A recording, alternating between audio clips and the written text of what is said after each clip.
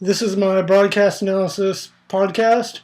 The event that I chose was the University of Florida at the University of Tennessee. That occurred on Tuesday night at 7 o'clock on ESPN.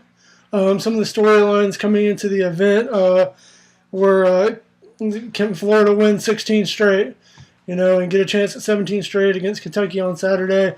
That was a huge storyline coming in this game, and can Tennessee create enough offense to possibly upset Florida was another storyline coming in this game.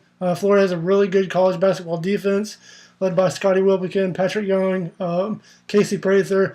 On Tennessee's end, they have a dynamic scorer named Jordan McRae and a couple other guys that are pretty good. The announcers were Brad Nessler and Jimmy Dykes, and how they connect. Brad Nessler, known face for college football. I was surprised that he was doing basketball. I didn't even know he did basketball, but he did just as well doing basketball as he did football. So he's obviously he can announce multiple events, multiple sports, which is really good. He does a really good job connecting with the fans. His voice is known. Jimmy Dykes breaks down the game very good. He makes you believe everything he is saying is true, even if it may not be true.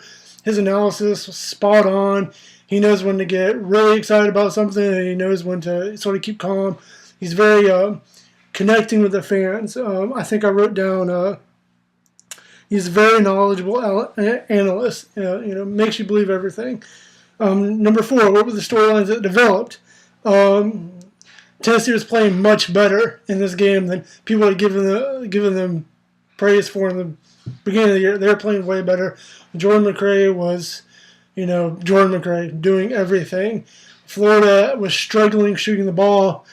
Still, their defense was still keeping them in the game. Tennessee could never get like a giant lead on them, which was becoming a factor.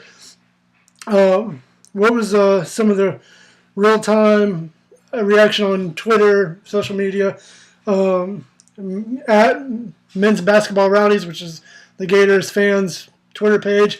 They're like, Scottie Wilbekin for president. Scottie is in beast mode. They tweeted out that. There's a lot of reaction about a dunk that Jordan Crawford had. There was hashtags of SportsCenter Top 10 everywhere for that dunk that he had in the first half. So that was Major League taking over Twitter and Facebook and stuff with those hashtags. Then also Dick Vitale tweeted out, will Gators get out of all country with a 16th win in a row, because it was looking kind of rough there at the end. And then Florida, another trend in the game, going back to that, Florida started pulling it out by hitting really big shots. Senior leadership really started to take over in this game for Florida, and they ultimately pulled it out. Some of my general observations from this game is this was a boring game, honestly. With the Twitter action of the SC Top 10, besides that, it was a boring game. People were missing shots left and right, very defensive, very sluggish.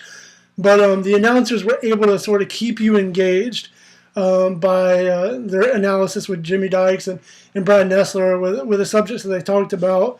Is this the best Florida team of all time? I mean, they won 2 back-to-back national championships back in the early 2000s.